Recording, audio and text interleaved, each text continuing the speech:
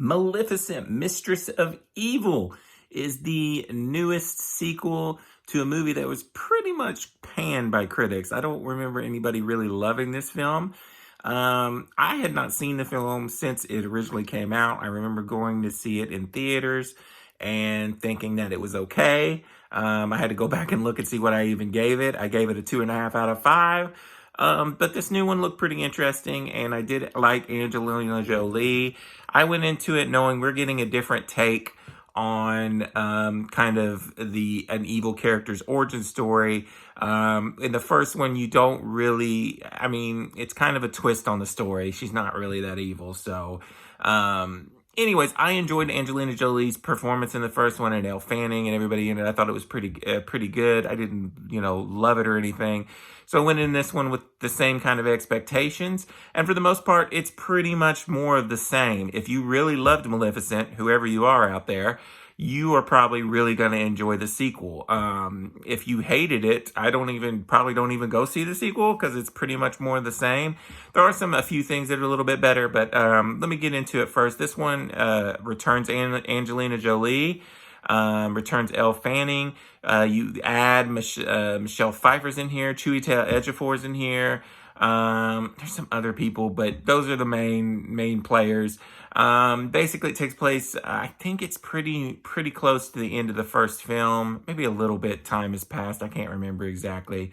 Maybe a year or so. Elle Fanning and Prince Philip, who's played by a different actor this time, want to get married. Obviously, Maleficent is not for this, and as it was spoiled in the trailer, Prince Philip's mom is definitely evil, and so you get some chaos ensues. Then you have this whole backstory going on with Maleficent and her lost race of people, which I will say that was probably the most interesting part about this movie. That whole subplot, it's just, there's not very much of it in the film. It feels like it's like a little side quest you get like 20 minutes of, and then you're back into it, fighting the evil queen. I enjoyed the film. Like I said about the first one, it didn't blow me away. I was really into it at the beginning. I liked the story where we were going.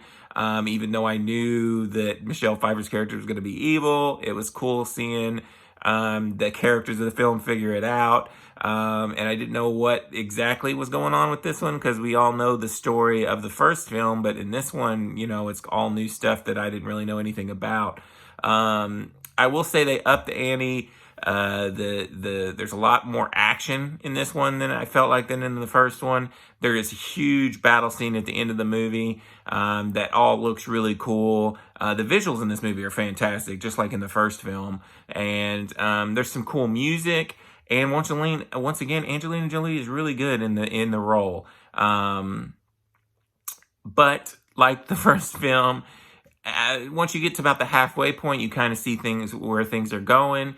I did start to lose interest a little bit. The end kind of just wraps up really quickly in a nice little bow, which I didn't like. Like I said, the whole subplot with Angelina Jolie's race of characters is interesting, but I just don't think we get into it enough. And yeah, so basically what you have here is another average film to me. It didn't blow me away. I don't think it should be I think it's getting the same kind of Rotten Tomatoes scores as the first film. I think this one is going to be more of a financial bomb than the first one, because a lot of people went out and saw that first one.